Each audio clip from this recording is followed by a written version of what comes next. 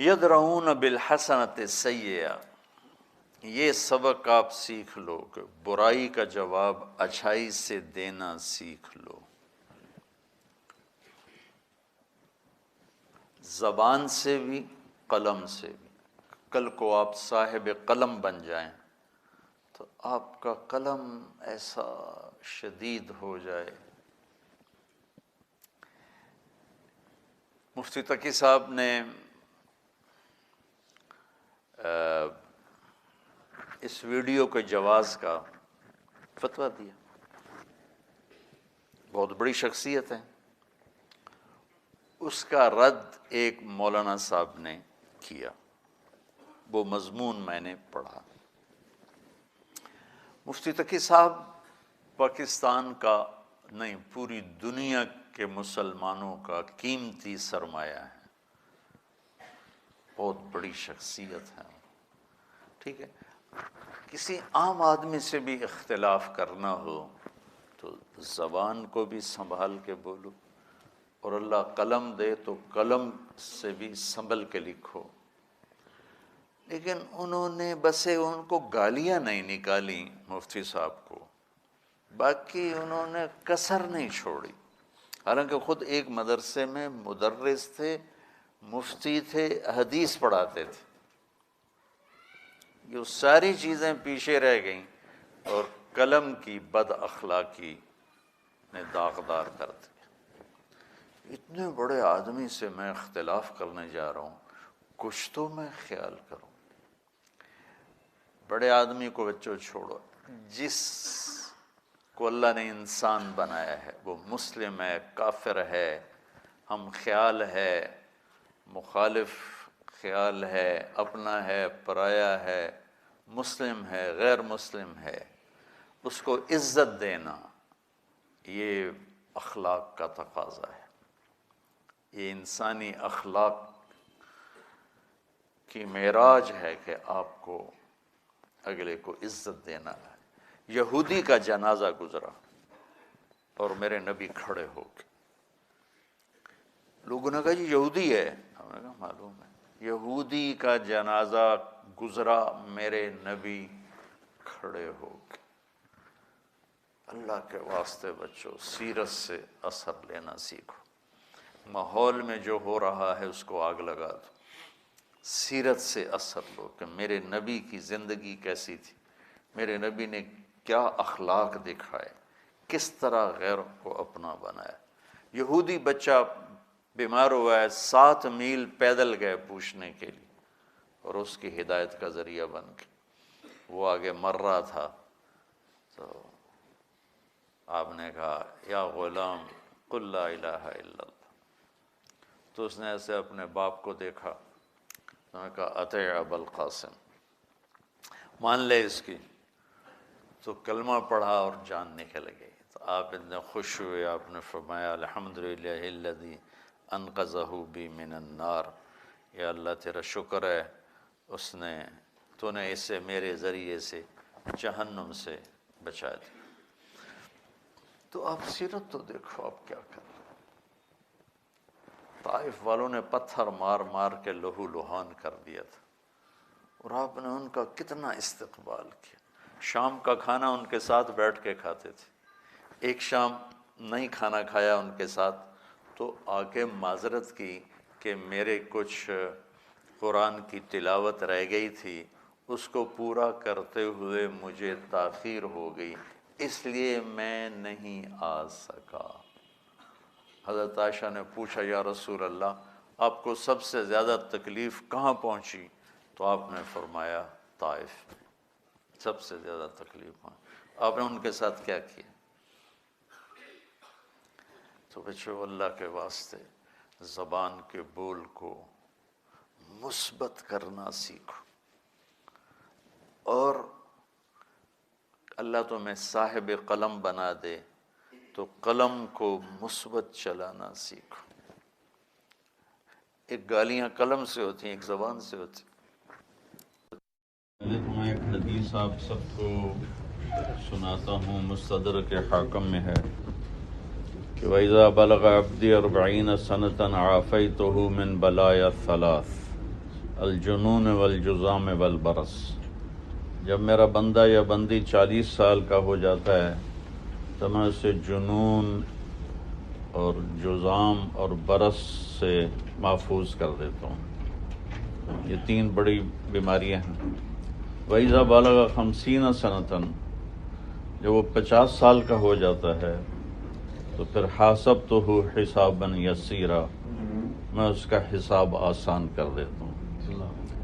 وَإِذَا بَلَغَ 60 سَنَةً حَبَّبْتُ إِلَيْهِ الْإِنَابَةَ، جب وہ 60 سال کا ہو جاتا ہے تو میں خود اس کے دل میں اپنی طرف دھیان پیدا کر دیتا ہوں کہ ہمارے دیہاتوں میں کہتے ہیں جی ہوں تو جی 60 سال دے ہو گئے ہیں، کوئی اللہ اللہ کر لو، یہ ہماری زبان میں ایسے کہتے ہیں۔ وَإِذَا بَلَغَ 70 سَنَةً أَحَبَّهُ اللَّهُ وَالْمَلَائِكَةُ، جب وہ 70 برس کا اللہ کا بندہ یا بندی ہو جاتا ہے تو اللہ بھی اس سے پیار کرتے ہیں اور اللہ کے فرشتے بھی اس سے پیار کرتے ہیں۔ وَإِذَا بَلَغَ 80 سَنَةً، جب وہ 80 برس کا ہو جاتا ہے تو کتبت حسناتہ وَأُلْقِيَتْ سَيِّئَاتُہ، تو اللہ تعالیٰ فرماتے ہیں نیکیاں لکھتے رہو اور گناہوں کو بس درگزر ہی کرو۔ وَإِذَا بَلَغَ 90 سَنَةً، جب وہ 90 برس کا ہو جاتا ہے، یہ قمری سال مراد ہیں اس سے، کیونکہ اس وقت تقویم شمسی نہیں تھی، قمری تھی۔ تو جب وہ 90 برس کا ہو جاتا ہے تو فرشتے کہتے ہیں اسیر اللہ فی الارض، یہ تو اللہ کا قیدی ہے، غفر لہ ما تقدم من ذنبہ وما تاخر، اس کے اگلے پچھلے سارے معاف کر دیے جاتے ہیں۔ وشفع فی اہلہ، اور اللہ تعالیٰ آخرت میں اس کو اپنے گھر والوں کے حق میں شفاعت کا اختیار دے گا کہ میرا بندہ یا بندی جس جس کو کہتے ہو تمہاری وجہ سے میں جنت میں داخل کر دیتا ہوں۔ تو مفتی صاحب رحمۃ اللہ علیہ قمری لحاظ سے تو 90 کو ٹچ کر گئے تھے، تو یہ سارے فضائل اللہ نے ان کے لیے مقدر فرما دیے۔ ویسے بھی ان کو ایک علمی گھرانے میں آنکھ کھولی اور علمی گھرانے میں ہی آنکھ بند کی، تو اس سے بڑی خوش نصیبی اور کیا ہو سکتی ہے۔ اگر اللہ راضی ہے میری بہنوں میرے بھائیوں، تو موت سے خوبصورت پیغام کوئی نہیں ہے۔ دیکھنے میں خوفناک نظر آتا ہے، مٹی میں دبا دیتے ہیں، تو لیکن مجھے پھر تسلی ہوتی کہ اللہ تعالیٰ نے اپنے نبی کو بھی مٹی میں ہی دبایا، ان کے لیے بیڈ روم بنوا کے نہیں چھوڑا۔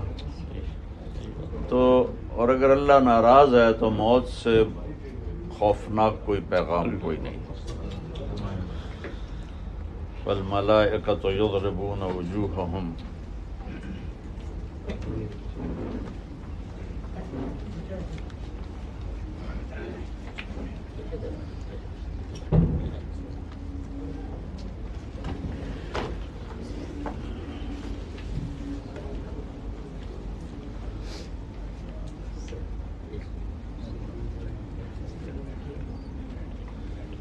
السلام مل جالک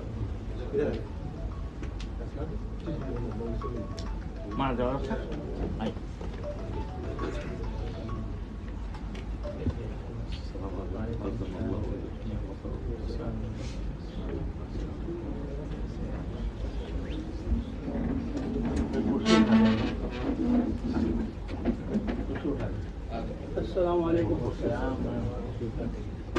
عظم اللہ اجرکم واحسن الیکم ورحمۃ اللہ۔ السلام علیکم۔ ماشاء اللہ۔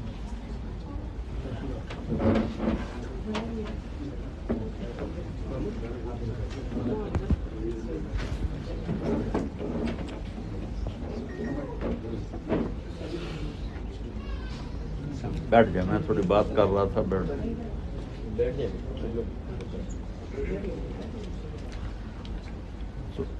مرنے والے سے اگر اللہ راضی ہے تو اس سے خوبصورت اور نہ کوئی خوشخبری ہے نہ اس سے عالی شان کوئی پیغام ہے کہ یا ایتھا النفس المطمئنہ ارجعی الی ربک راضیۃ مرضیہ فادخلی فی عبادی وادخلی جنتی۔ عمر بن عبدالعزیز رحمہ اللہ نے 2.25 سال حکومت کی، 92 لاکھ مربع میل سے اوپر، 92 لاکھ تو حضرت معاویہ رضی اللہ تعالیٰ عنہ تک تھا، اس سے آگے مزید فتوحات ہوئیں۔ تو جب ان کا انتقال ہونے لگا تو انہوں نے رجا بن حیوہ جو دمشق کے قاضی تھے انہیں بلایا اور فرمایا کہ دیکھو، میں نے اپنے چچا عبد الملک بن مروان کو قبر میں اتارا اور اس کے کفن کی جب میں نے گرہ کو کھول کے دیکھا تو اس کا چہرہ قبلے سے ہٹا ہوا تھا اور رنگ اس کا سیاہ پڑ چکا تھا، اور عبد الملک ابن مروان کی یہ رخسار تھے یہ گلاب کے پھول کی طرح سرخ تھے۔ تو اس کے بعد میں نے ولید کو قبر میں اتارا، عبد الملک کا بیٹا جو بنا، تو اس کی بھی جب میں نے کفن کی گرہ کھول کے دیکھا تو اس کا چہرہ بھی قبلے سے ہٹا ہوا تھا اور سیاہ کالا رنگ پڑ چکا تھا۔ لگا ولید تہجد میں 10 پارے کھڑے ہو کے پڑھتا تھا روزانہ۔ تو پھر میں نے سلیمان بن عبد الملک کو قبر میں اتارا، وہ بنو امیہ کے خلفاء میں سب سے حسین شخص تھے۔ تو جب ان کی میت کو قبر کے قریب کیا گیا تو وہ میت ہلنے لگی، تو سلیمان بن عبد الملک کے بیٹوں نے کہا حی والدنا، تو حضرت ہمارے والد زندہ ہیں۔ تو عمر بن عبدالعزیز رحمہ اللہ نے فرمایا کہ بل عجل اللہ بالعقوبہ، زندہ نہیں ہے، قبر کا عذاب جلدی شروع ہو گیا، واروہ۔ تو کہنے لگے جب ان کو اتارا میں نے قبر میں اور ان کے کفن کو کھول کے دیکھا تو ان کا چہرہ بھی قبلے سے ہٹ چکا تھا اور سیاہ پڑ چکا تھا۔ اب میں جا رہا ہوں تو مجھے ذرا دیکھ لینا کہ میرے ساتھ میرا اللہ کیا کرتا ہے۔ تو پہلوں نے حکومت کو اپنی مرضی سے استعمال کیا، حکومت کے لیے ظلم و ستم کے بازار گرم کیا، اور عمر بن عبدالعزیز نے اس میں اللہ کے امر کو زندہ کیا۔ 2.25 سال میں پوری اسلامی مملکت میں زکوٰۃ لینے والا کوئی نہ بچا۔ تو جب ان کی میت کو قبر کے قریب کیا گیا تو ایک ایسے ہوا کا بگولا اٹھا اور اس میں ایک پرچہ گھوم رہا تھا، وہ گھومتے گھومتے گھومتے آ کر ان کے سینے پر گرا۔ جب اس کو اٹھا کے دیکھا گیا تو اس پہ لکھا ہوا تھا بسم اللہ الرحمن الرحیم، پہلی سطر، اور دوسری سطر براءۃ من اللہ لعمر بن عبد العزیز من النار، کہ ہم نے عمر بن عبدالعزیز کو جہنم سے آزاد کر دیا۔ پھر ان کو قبر میں رکھا تو رجا بن حیوہ وصیت کے مطابق اترے، تو کفن کو کھولا تو دیکھا چہرہ قبلے کی طرف تھا، اور کأنہ فلقۃ قمر، ایسے لگتا تھا جیسے 14ویں رات کے چاند کا کوئی ٹکڑا قبر میں اتار دیا گیا ہو۔ تو پھر یہ سارے میں ابن کثیر رحمہ اللہ کی الوداع سے بیان کر رہا ہوں۔ ایک شخص کا بیٹا شہید ہو گیا تھا، وہ ہر جمعے ان کو خواب میں ملتا تھا، ایک جمعے وہ آیا نہیں خواب میں، اس سے اگلے جمعہ وہ خواب میں آیا۔ تو باپ نے پوچھا بیٹا آپ پچھلے جمعے نہیں آئے؟ تو انہوں نے کہا ابا پچھلے جمعے امیر المومنین عمر بن عبدالعزیز کا انتقال ہوا تھا، شہادت تھی، زہر دیا گیا تھا، تو اللہ نے تمام شہداء سے کہا تھا اس کے جنازے میں شرکت کرو، تو ہم سارے ان کے جنازے میں شرکت کرنے کے لیے گئے ہوئے تھے۔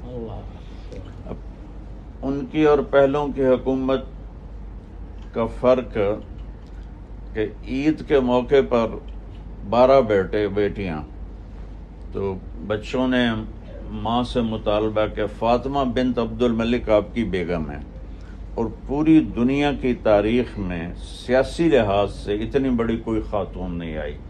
دادا خلیفہ، باپ خلیفہ، 4 بھائی خلیفہ، خامند خلیفہ، اتنا بڑا سٹیٹس آج تک کسی عورت کو نہیں ملا.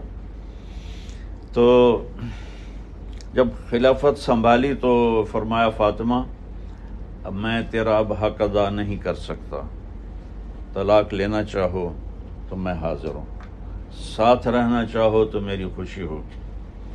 تو انہوں نے فرمایا کہ جب میں نے خوشی کے دن تیرے ساتھ گزارے ہیں تو دکھ میں تمہیں چھوڑ کے تو نہیں جاؤں گی.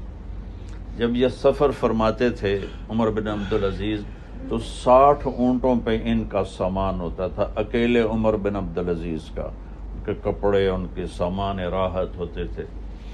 اور جب انتقال ہو رہا تھا تو ایک ان کے مسلمہ بن عبد الملک ایک بڑے نیک بنو امیہ میں سے تھے، تو جہاد قسطنطینیہ بھی انہوں نے کیا. تو وہ بہن سے کہنے لگے کہ کپڑے میلے ہیں تبدیل کرا دو. ان کا جی کرا دیتی ہوں. اگلے دن آئے تو وہی کپڑے. کہا میں نے کہا تھا کپڑے تبدیل کرا دیتی. کہا جی کرا دیتی ہوں. تیسرے دن آئے تو پھر وہی کپڑے. تو ان کو تھوڑا سا تنبیہ کر کے کہا کہ کتنی دفعہ تو میں کہہ چکا ہوں کہ لوگ آ رہے ہیں ملنے والے، حال پوچھنے والے، کپڑے تو بدلوا دیتی. تو وہ رونے لگی. کہا بھائی یہی ایک جوڑا زیب تن ہے اور کچھ نہیں، یہ ایک جوڑا پہنا ہوا ہے. بچوں نے ماں سے کہا کہ عید کا موقع ہے ہمیں کپڑے لے کر دو.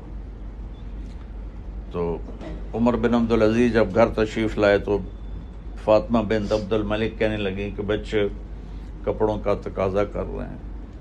فرمانے لگے میرے پاس تو پیسے کوئی نہیں ہیں. تو تھوڑی دیر سوچنے کے بعد انہوں نے فرمایا کہ آپ ایسا کریں اگلے ماہ کی تنخواہ ایڈوانس لے لیں، اس سے میں کپڑے سی دوں گی اور گھر کا خرچہ میں گھر میں ہی کوئی سوت کو کاٹ کے میں چولہا چلا لوں گا. کہنے لگے ہاں یہ ٹھیک ہے. تو ان کے خزانچی، ان کے غلام ہی تھے، وزیر خزانہ مزاحم ان کا نام تھا رحمہ اللہ. کہ باہر گئے اور مزاحم کو بلا کے فرمایا بھائی ہمیں بچوں کے کپڑے چاہیے تو ہمیں اتنے دینار دے دو، ہم آگے تنخواہ میں کٹوا دیں گے. تو وہ کہنے لگے امیر المومنین یہ کاغذ ہے، یہ قلم ہے، آپ یہاں لکھ کر دے دیں کہ آپ 1 مہینہ زندہ رہیں گے تو میں تنخواہ دے دیتا ہوں. تو عمر کی آنکھوں میں آنسو آ گئے. چھپ کر کے گئے اور کہا فاطمہ بچوں سے کہہ دو میں کپڑے نہیں سلوا سکتا. اور جیسے عید کے موقع پر سب کا رواج ہے خاندان ملتے ہیں، تو بنو امیہ سارے ملنے آئے. تو ان کے بچوں کے کپڑے وہی پرانے اور باقیوں کے زرق برق. تو ان کے ایک بیٹے کا نام عبد الملک تھا جو باپ کی کاپی تھے اور سب سے بڑے تھے. تو کہنے لگے عبد الملک آج آپ سب بچوں کو رنج تو ہوگا کہ ہمارے باپ امیر المومنین ہو کر اس نے ہمیں کپڑے نہیں سلوا کے دیے. تو کہنے لگے نہیں امیر المومنین آج ہمارا سر بہت اونچا ہے کہ ہمارے باپ نے قومی خزانے میں خیانت نہیں کی، ہمیں مشقت میں ڈال دیا. گھر میں داخل ہوئے تو بچیاں ایسے منہ پہ کپڑا رکھ کے بات کر رہی تھی، وہ دوپٹہ. حضرت عمر کو بدبو سے بڑی نفرت تھی. کہنے لگی مالا کننا، یہ کیا کر رہی ہو، منہ پہ کپڑا کیوں رکھا ہوا ہے. تو ان کی گھر کی خادمہ رونے لگی کہ آج پکانے کے لیے کچھ نہیں تھا تو آپ کی بیٹیوں نے کچا پیاز توڑ کے اس سے روٹی کھائی ہے تو اس کی بدبو ہے. چھوڑ اے بیٹا چھوڑ. ہیں اچھا.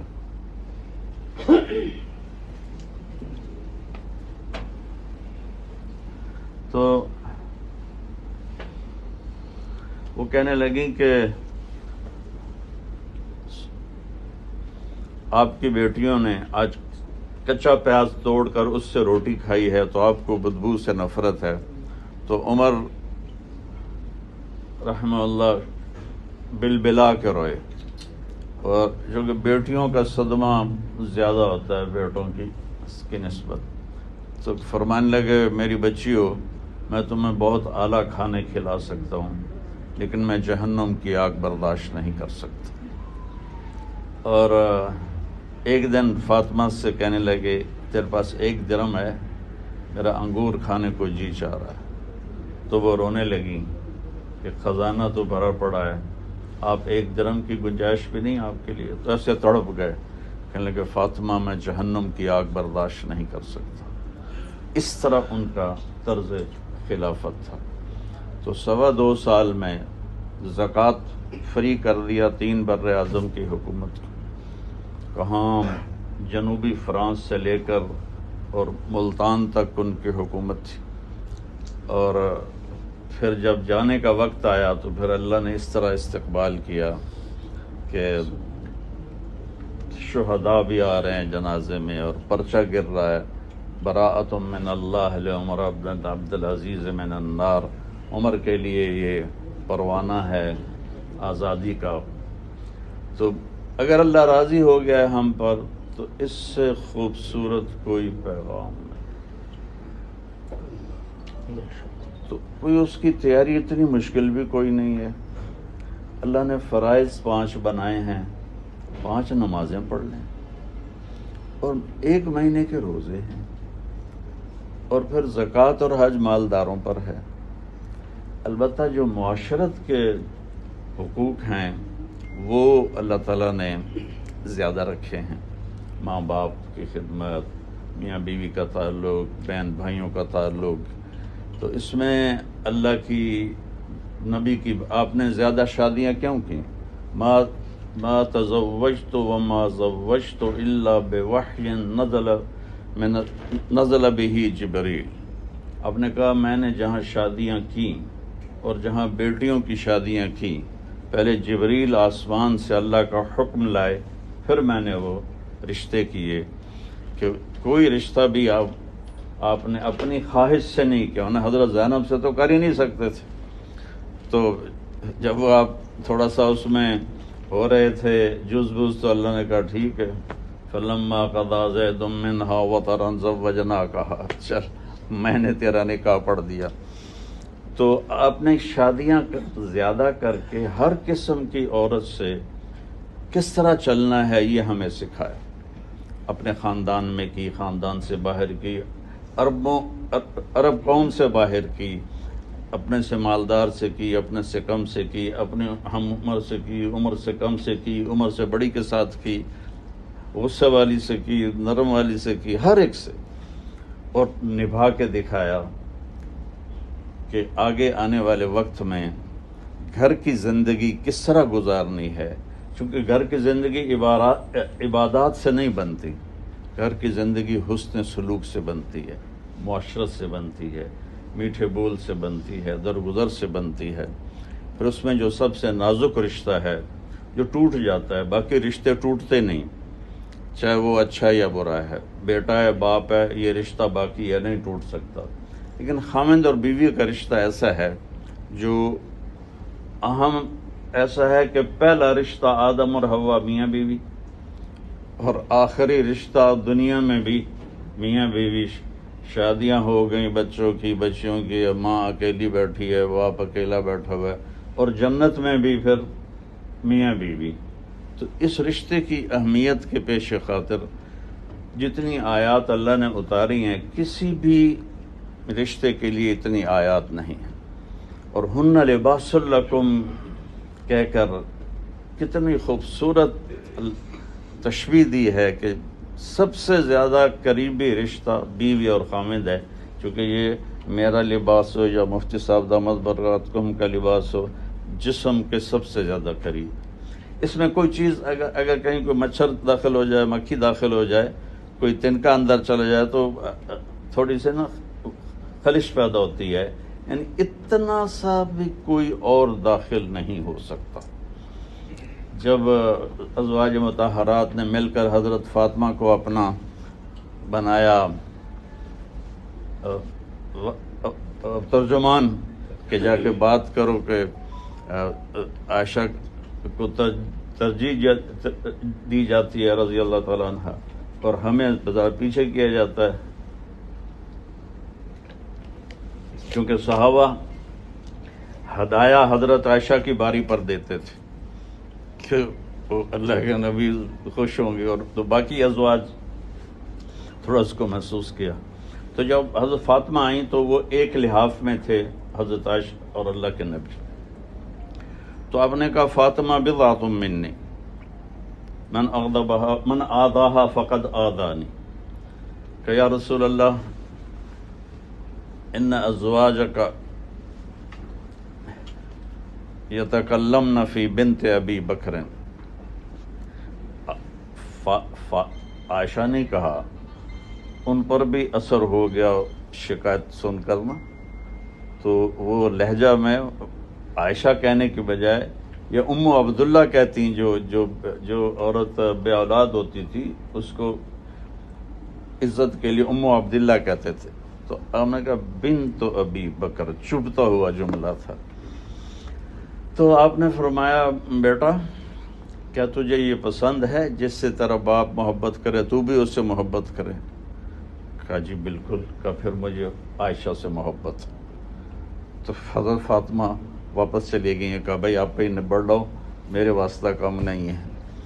تو اللہ نے ان رشتوں کو بہت خوبصورت بنایا ہے، اس میں دین کے احکام بہت زیادہ ہیں، جیسے ہدایہ کی ایک جلد ہے عبادات، باقی 3 جلدیں معاملات ہیں۔ تو آپس میں حسن سلوک اور محبت، ایک چیز کو ہم اپنا لیں کہ ہم اپنے اخلاق اچھے کر لیں، زبان کا بول میٹھا کر لیں، تو ہمارے گھر آباد ہو جائیں گے، رشتے آباد ہو جائیں گے۔ جو ہم سے پہلے چلے گئے، آپ تو بہت بڑا علمی گھرانہ ہے اور پیچھے نسلوں سے آپ کے گھر میں علم آ رہا ہے، آگے ابھی نواسے میں دیکھا، پوتوں میں دیکھا، اللہ اس کو قیامت تک جاری رکھے۔ میں تو ایک بہت ہی جاہل ذمہ دار خاندان سے اللہ تعالیٰ نے یہ تبلیغ کو ذریعہ بنایا اپنے فضل سے، اور اس طرف رخ پھیرا۔ تو جو آپ سب سے بھائیوں سے کہتا ہوں کہ کم از کم 3 دن ضرور لگا لیا کریں، اور آپ مستورات سے کہتا ہوں کہ آپ اپنے گھر میں غیبت پہ پابندی لگا دیں، آپ کا گھر خوشیوں سے بھر جائے۔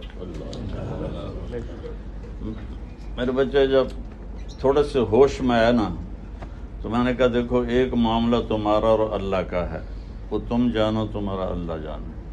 ایک معاملہ ہمارا اور تمہارا اور عزیز و رشتہ داروں کا ہے، اس میں میری پابندی ہے کہ غیبت نہیں کرنی، نہ میرے سامنے، نہ ماں کے سامنے، نہ آپس میں۔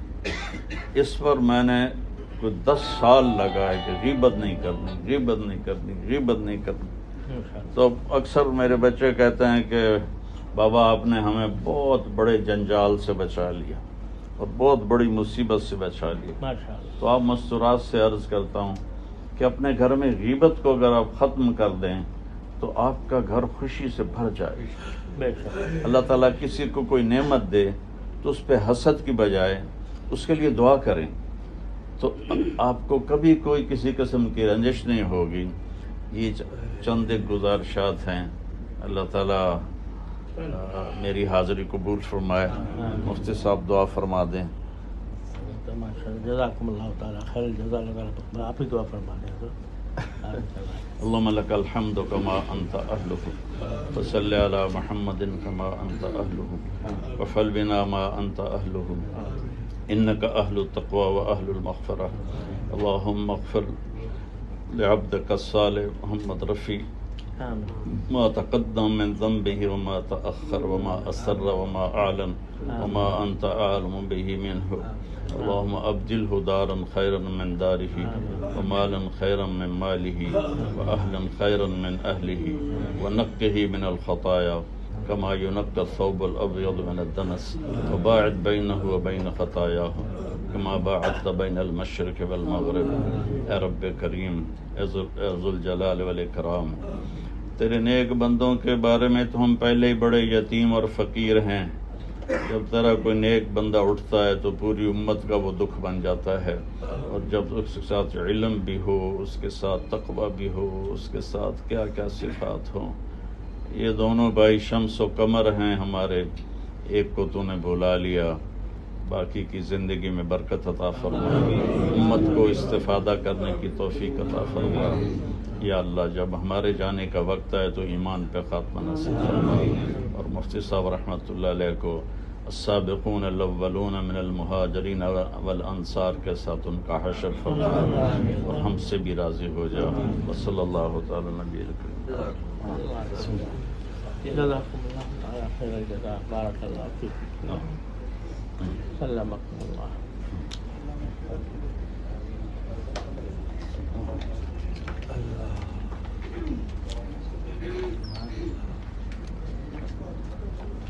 باہر بھی لگ جاتا سنی گئی ماشاء اللہ۔ اچھا اچھا، اللہ پہلی آپ سے جو ملاقات تھی نا، کس کے؟ 1981 میں